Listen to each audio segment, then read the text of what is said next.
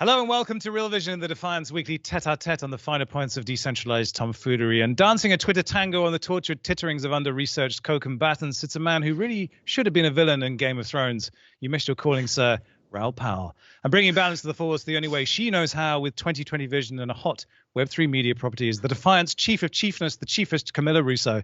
And then there's me, middle-aged, tired, and running out of ways to craft an introduction. I am Robin Schmidt. And it's been a wonderful, wonderful week of blood. RAOUL, how are you seeing this from your side of the pond? I'm seeing that as you're just the king of the intro. That's it. I'm in awe of you. We need to take a moment to appreciate turn it into an NFT. We'll make a fortune. Amazing. So yeah, it's been quite the week, right? But I think most of us have been around for a while. It's kind of just all part of the game. And it's just been interesting being on Twitter, watching the monkeys throwing poo at each other as soon as things fall apart. Everybody's freaking out, accusing each other of all sorts of things. It's kind of hilarious. But, you know, within the general context of crypto and the logarithmic trends that I look at, it's kind of nothing really happening. We're just in a big sideways range right now. And I think, you know, I looked at this in detail. And for me, it's all been driven by the lack of inflows into the overall network. We just haven't seen network growth for a while. And whether that's a function of consumer spending patterns. So, you know, if you raise a lot of prices on people and don't raise their wages enough, then the marginal investor disappears. And I think we've seen that. We've seen that in stuff like the meme stocks as well. So I think that's kept people away and that's kept the market a little more volatile. But from the top-down perspective, all I get is phone calls and conference calls with all of the world's biggest investors. This week alone, I've spoken to two of the largest private equity firms in the world who are like, how do we do this? How do we get involved? And that's, you know, I'm speaking to pension funds, asset allocators, everybody. So I don't think anything's changed at all. It's just a period of stagnancy. When you say they're looking to get involved, on what grounds are they looking to get involved? Is it this represents a better place for us to park money? Or is it we've read this thing, we're interested in it, we don't know how? Like, I'm curious how that conversation goes. So it's a combination of levels. So firstly, most people have done some VC. Almost everybody has. And we've seen that in the flows because that's easy to get past your investment committee because there's no mark to market. You're not having something on your balance sheet that nobody knows how to deal with. So we saw that and people are now like, okay, well, where do we go from here? So one of the things I've done is I've set up a fund of funds investing in crypto hedge funds. There's a lot of interest in that space. You know, how do we get exposure? That's how people want to get exposure to DeFi as well, because it's an easier route to get a bunch of different hedge funds who run DeFi strategies to have a kind of diversified portfolio because people don't yet understand the risks. And I think that's right. So they're looking at the secondary markets now. And, you know, realistically, if you look at the VC space, I mean, there's been tens of billions of dollars gone into VC. While if you look at the secondary markets, i.e. the hedge fund market, there's been about $1 billion of primary capital only. And the whole space is about 6 billion. And that's mainly driven by performance. So there's a lot of institutional interest in that. The banks and everybody else are looking at, okay, how do we service this market? How do we set up trading desks? What do we need to provide? The mega finance firms are thinking, okay, how do we further get into this market beyond just VC? You know, people are looking at, I mean, I'm seeing people looking at DeFi separately to figure out how can we get involved in the lending markets, because these guys are super experienced. We've seen the launch of things like the new Brevin Howard, which is the mega hedge fund run by Alan Howard. They've just launched Brevin Howard Digital. And that's a whole kind of soup to nuts organization with, you know, they've retooled a bunch of credit traders and brought them into DeFi because they understand the kind of risk cycles and stuff. They've brought a whole bunch of people into the space. So I just see that institutionalization of product, which actually allows for new capital to come into the space, which was something that was needed because a lot of people can't put Bitcoin and ETH on their balance sheets. It just doesn't work for them. So they're looking at how do we get involved without doing that? Yeah, there's been plenty of opportunities to plunge the knife in, and it's much easier to have this conversation when the market is up only. Christopher Bloomstrand says, want entertainment, read the MicroStrategy recent 10Q and Investor Day presentation. These guys took an unleveraged $500 million revenue, $500 million book value company earning 7% on equity to then borrow 2.1 billion, sell 900 million shares to purchase $3.2 billion worth of Bitcoin. Michael Saylor's taking it in the face repeatedly right now. But how's the view over where you are? Is he looking like a fool, or is he just kind of chilling and saying, you know, Look, who knows? This is either one of the bravest corporate bets of all time, you know, kind of like Massa does at SoftBank from time to time, or it's going to go horribly wrong. My guess is he knows what he's doing. He's not, you know, Michael's not a stupid guy. He really understands what he's doing, and I think the probability of it paying off remains pretty high. Now, does the market want to test his entry point, which is about 31,000 in Bitcoin? Possibly. Markets like to do that kind of stuff, to kind of stress test people's positioning. I don't think anything really changes at that point. So, but I don't think many other people will follow suit just because it's so hard for accounting. You've seen him fighting with the SEC over how you account for this stuff. It's just not easy for people to do. But yeah, at the same time, it's all transparent. It's all there on the blockchain. From our side, we love these moments in the market because they stress test lending protocols, and in particular the kind of hero ones. Cami, I wonder if you could give us an insight into what was going on at Maker this week. Well, taking it a step back, just looking at liquidations in general, because this is a pretty kind of good stress test for DeFi. And I think the takeaway here is that DeFi just worked, at least DeFi on Ethereum. Can say the same for DeFi on other layer ones.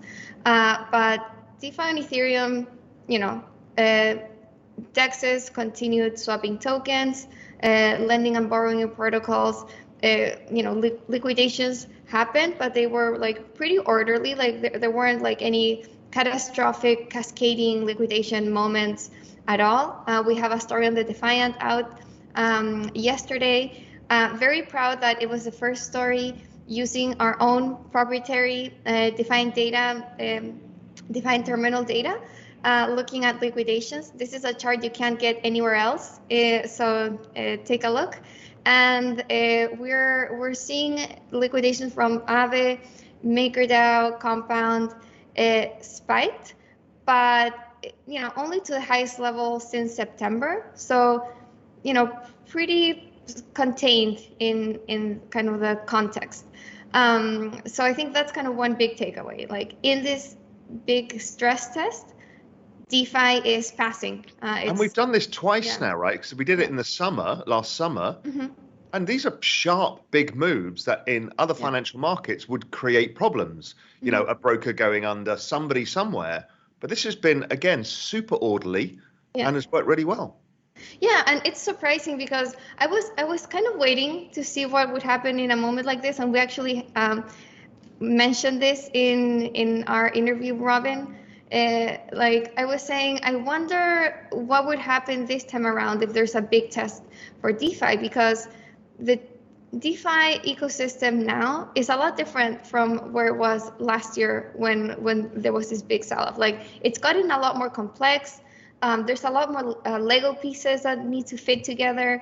Everything is stacked up higher with just like how interconnected the entire space is. So I would have thought there was a lot more room for something to go wrong. You know, like one of these pieces, who said it yesterday? I'm not taking the credit for this. Somebody else on our team said it. There was a chance for money Legos to become money dominoes. Like something goes wrong and everything else crashes. So, you know, that could have been expected given the level of interconnectedness that there is in DeFi, but it just hasn't happened yet. So I think that's one big takeaway. And then, you know, there were kind of some pretty intense situations though.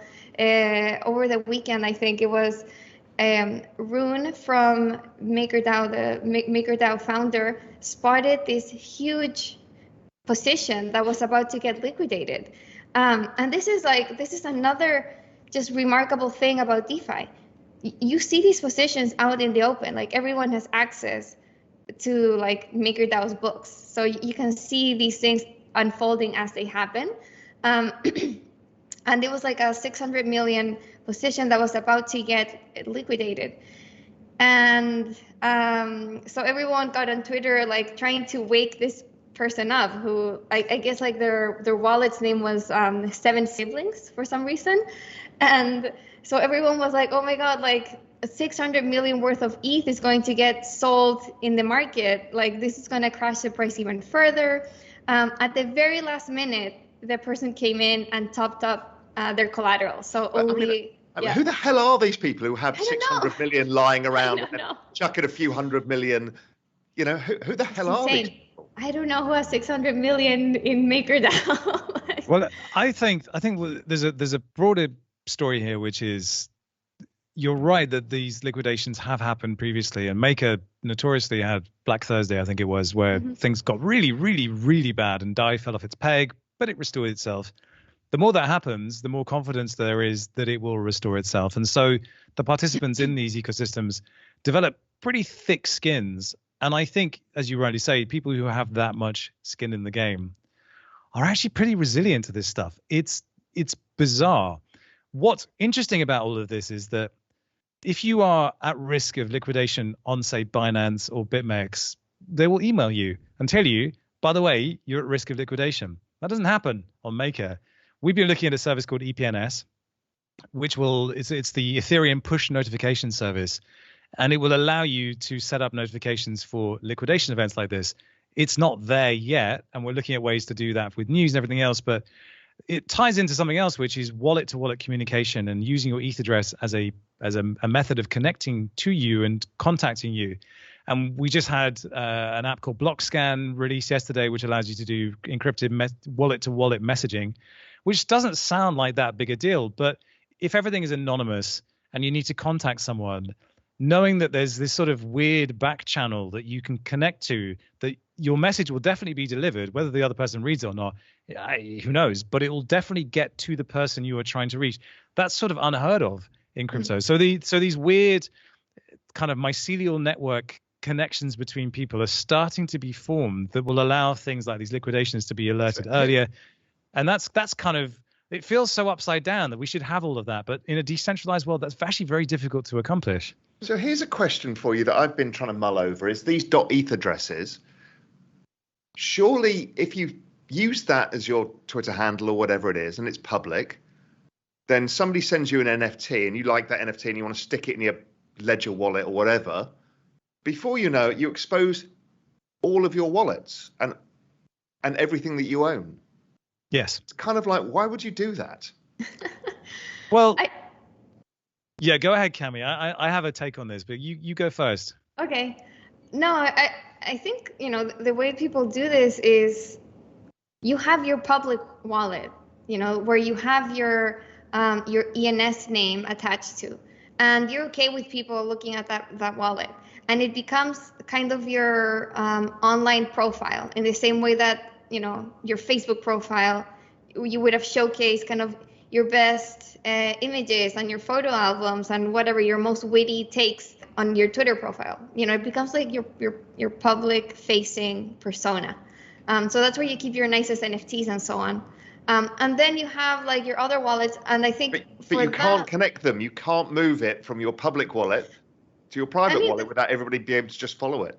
There's an easy way to do it. You just send money to a centralized exchange, and then from the centralized exchange, you send it to a different wallet. So you never send funds directly from your doxed ETH account to like your non-doxed one. You have the centralized exchange in between to kind of as a buffer. Yeah, but if you've got an NFT, you can't do that, or can you still?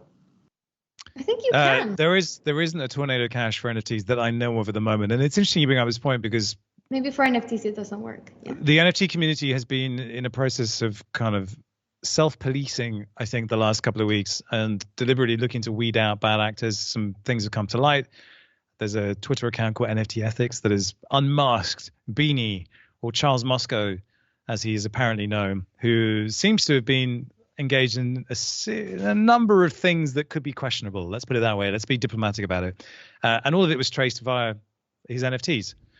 And it's very, very difficult to hide your tracks. But on the flip side, it's a reputational thing. If you're a politician and you lean one way, you could use a wallet and the history of transactions that you have as a way of guaranteeing legitimacy or at least a commitment to an ecosystem, which I think is fair. What we're starting to see is there are certain projects like the ENS airdrop that will give you rewards based on your participation. And so if you participate, if you're a part of the community, then you get rewarded for it. Whether those rewards are commensurate with the amount you put in, I don't know. But at the same time, if you're smart enough and you do participate and it's actually a daily habit to participate, then it's not a thing anyway.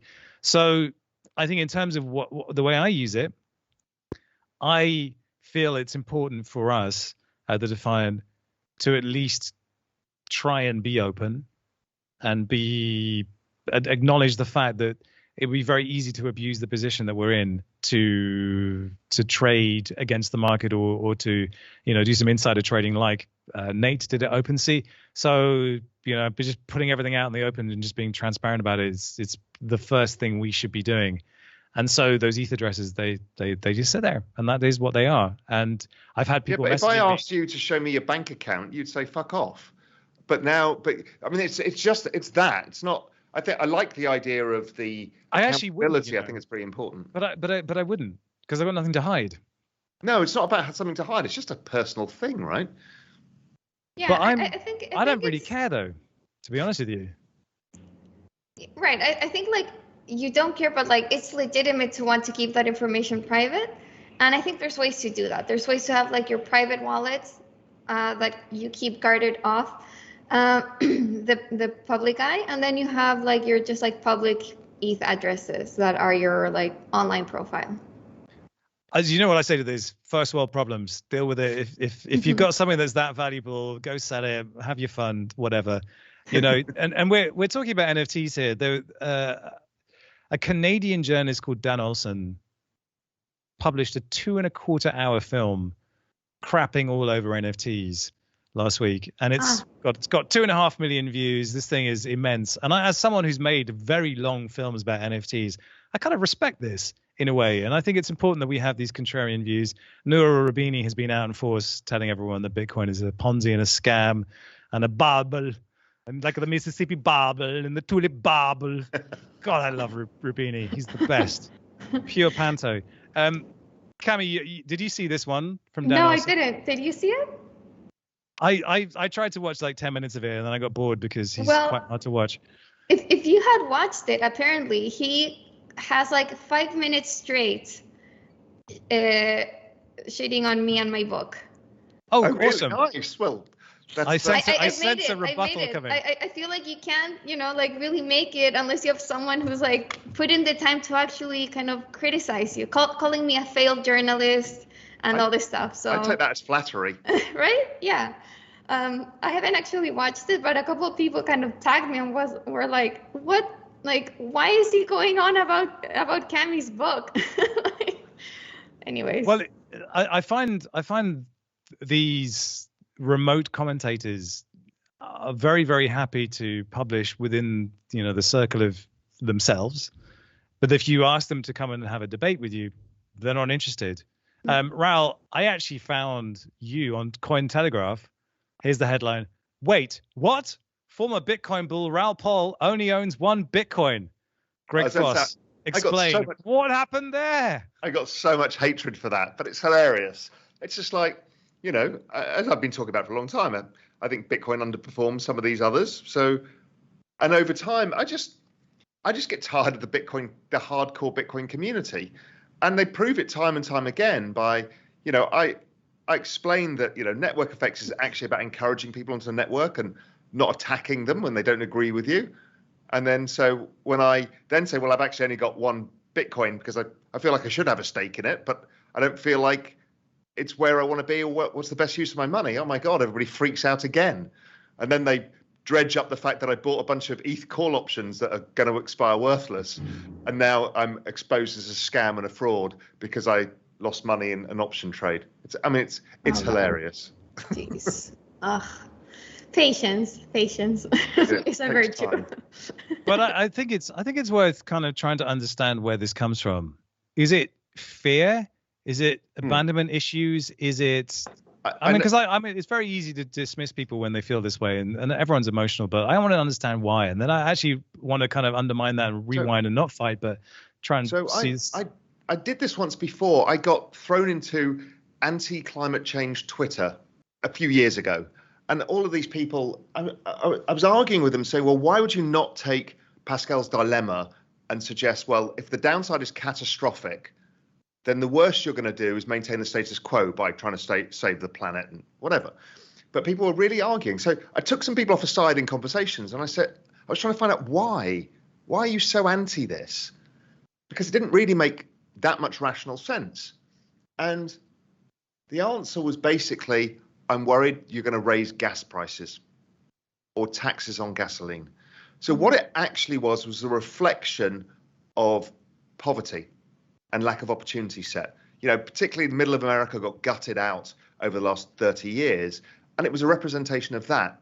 And I think it's somewhat the same in crypto. There's a bunch of people that kind of have fun, stay poor crowd who are really, this is their bet, this is their thing that could save them, and they don't have a lot because you don't get it from the whales in Bitcoin. They're not like that at all. So it's the small holders who think that this is their chance to escape the trap, and they will want to defend the network at all costs and their position because they've self-identified as this. So I think I think you're right in the question is why it's a much more emotive level. There are also some people, you know, we had an interview, Ash did an interview with somebody who had invested in BSV, and oh my God, we got attacked on Twitter. I'm like, really? You can have an open conversation. You might still think Craig Wright is the Antichrist. That's fine. But some guys who are investing in this and they want to put their case across, we should be able to have those conversations.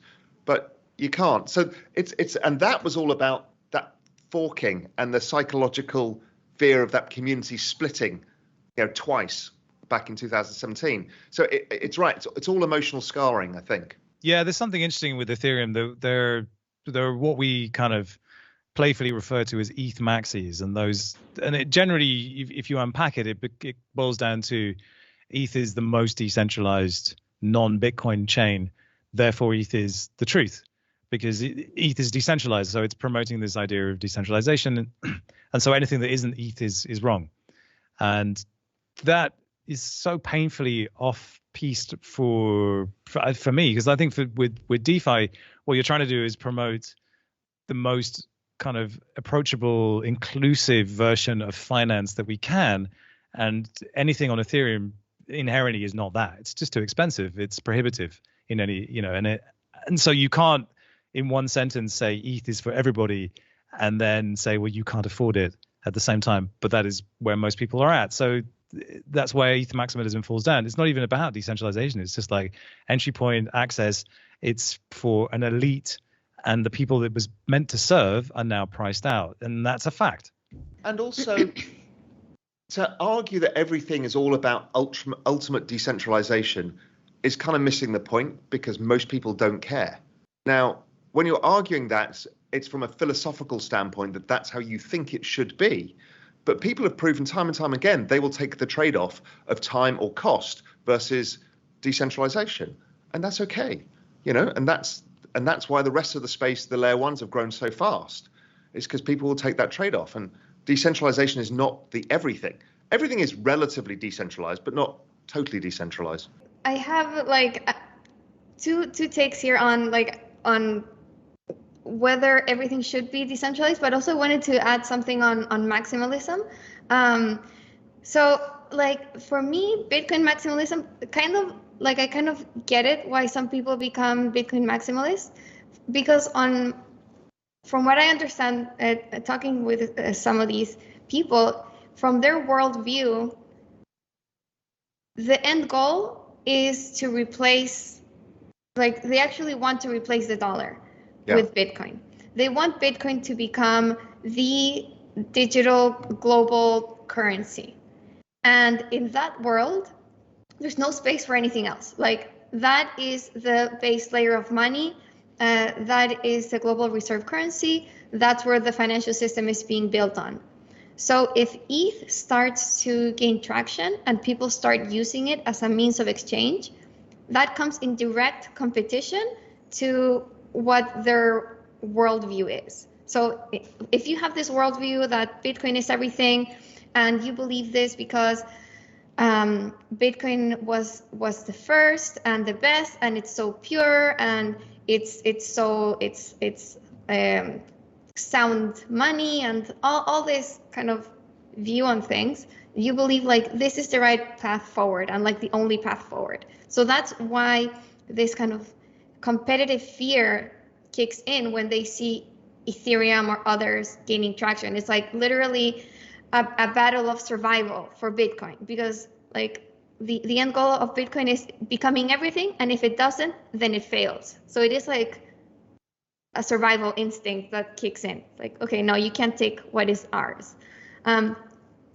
So I kind of get that from Bitcoin maximalists, but from Ethereum maxis, I don't get that. Like, I don't get that at all. Like, if you like Ethereum and I like Ethereum, like the way that Ethereum wins is becoming a base layer for decentralized applications.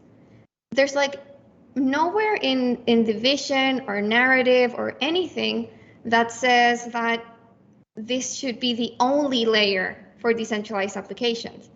Like, I think it can be a great layer for like maybe the most secure applications, for maybe those use cases that really require that level of decentralization and security, where you're okay with spending a couple $100 per transaction because you're transacting millions or billions of dollars on top of that, and it makes sense. All of that I think makes sense. But yeah, like Robin said, or like you both have said, it's like some people are being priced out of this like most secure layer one. So who cares if they want to go somewhere else and just like play some like play to earn game for cheaper? Like, they should be able to. Like, why that kind of competitive fear on the Ethereum side? Like that, I just because if it depends what your worldview is, and I think we probably all share the same worldview, is we want this internet of value layer to be available to everybody, full stop. So however that morphs and however that changes, and whatever permutations and combinations of different protocols and different layers is fine, because that's what we really want, because that is still decentralized at a broader level, and it's not just down to single protocols. So I guess it depends on worldviews. It does. The essential definition of Web3, as Gavin Wood expressed it, was in sort of direct response to Snowden. And it was, we cannot fundamentally trust big data, big organizations and governments to look after our data properly. So Web3 is an attempt to carve out a system or an idea or an identity for a world in which we don't have to. It's not that we can or we can't, it's that we don't have to. And somehow all of that gets lost in all the politicizing and everything else. And I think Ethereum is unfortunately sort of caught in the best of both worlds. It's both fantastic and also deeply flawed at the same time. And its flaws are what has created this insecurity about its, future as a relevant chain in everything. And of course, Ethereum is never going to go away. What was interesting this week was the great renaming of ETH2. ETH2 is no more. When it passes the Filius Spiritus Sanctus. Amen. Cami, the sequel to the Infinite Machine, you're going to have to rename it because ETH2 gone away. What is it now? Can you explain this one? Yeah. I missed this story. I mean, it's something that's been happening for a while. I mean, at least for a while in crypto terms, since kind of maybe November last year. Yeah, but they've as in kind of the Ethereum Foundation have been wanting to change the narrative a little bit from ETH1 and ETH2 to Ethereum consensus layer and Ethereum application layer or execution layer. So I think the idea is that the reason behind this is because the end chain where there's proof of stake consensus protocol and the application layer on top, that is Ethereum. And in the ETH1, ETH2 narrative, that would have been called ETH2.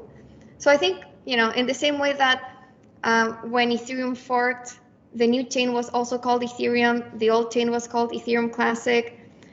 Like Ethereum just wants the latest iteration of the protocol to be Ethereum. So I think that's kind of what this is about. So it's like right now, ETH, there's kind of the proof of stake consensus layer that is, the proof of stake chain that's already working. And then there is the execution layer, like the application layer that's happening on like the current Ethereum chain that we're all kind of using right now, which at the moment sits on top of our proof of work consensus layer. But in the coming months, there's supposed to be a merge between the current execution layer and the proof of stake consensus layer, and that will become Ethereum instead of ETH2. So I can pick this one up a little bit, because the architecture of ETH 2.0 as it was is quite similar to what we had at Harmony, which is it's sharded. And shards are essentially like little mini standalone blockchains that sit within a larger blockchain ecosystem. But there's one main chain called a beacon chain, and this is where everything gets filed into, and that's where all the messages are finally committed. So ETH1, as we know it now, is that beacon chain, and it's actually very straightforward for them to implement that beacon chain. The shards that sit on top of it or sit alongside it are actually quite difficult. And one of the things that you understand when you start working on shards is that individually they're quite robust, but communication between shards is very, very complicated.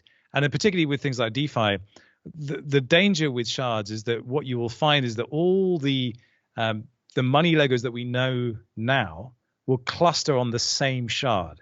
So you will lose all the benefits of being sharded, which is you have data distributed all over the place, which makes it a lot faster, because the intercommunication is so difficult between shards. And that this idea of distributed networking and distributed consensus it sounds easy. It's really not. It's really, really not. So you'll find that everyone wants to be on the beacon chain. They want to be there because that's where all the action is. But actually, the fastest transactions will be on shard 1, 2, 3. And I think with Ethereum, they're talking about 50, 60 shards. The communication overhead on that is going to be utterly insane. And I don't think anybody quite realizes quite how complicated sharding actually is. Of course, it's amazing, but very, very difficult. So this ETH1 chain is going to be the beacon chain, and it's going to kind of move up and be this thing. And that's why they don't want ETH 2.0 anymore, because they need to merge these things together. They need to move to proof of stake. But calling it ETH 2.0 is a misnomer, because it's not ETH 2.0. It's just Ethereum. It's just Ethereum. It's just an upgraded Ethereum. Yeah. Yes, it's not like it's insignificant. It's just it sets expectations in the wrong place. And I've seen various kind of comments about this. Those who want it to be called ETH 2.0 want ETH PAMP. And those who actually understand what's going on understand that it's nothing to do with that. It's not even a rebrand. It's just realism. This is a really tough engineering challenge, and it will represent things, and it will just bring up things that we've never even seen before at scale, and it'll break all the time, and everyone will get really angry. And I can't wait. As per usual, I had a fantastic chat with Andre Cronje from Yearn Finance, who's a big kind of engineer on the Phantom network, just talking about how much crap Phantom has had over the years. And Phantom's having an amazing time right now. They're really proving their worth as a layer one, vaulting above Avalanche that everyone thought was this amazing engineering marvel. It just goes to show that if there's a great developer and he has the tenacity to stick with a chain for a prolonged period of time, then that chain can thrive. And fascinating story, that one. I love Andre. He's just fresh and honest and real. It's rare, very, very rare. Yeah, I can't wait to check it out. I think we'll have it up on the channel soon. So yeah, everyone should go watch this Andre interview. Looking forward to that one. Yeah. So it's probably a good moment to wrap it up. I don't know if Raoul, you've got anything else that you want to air publicly. Nothing that I could admit to. I've got a question for you. Were you present at Boris Johnson's birthday party? Because rumor has it I'm not. You had a slice of cake, but you didn't inhale. I'm not at liberty to confirm or deny anything. British politics is so lame.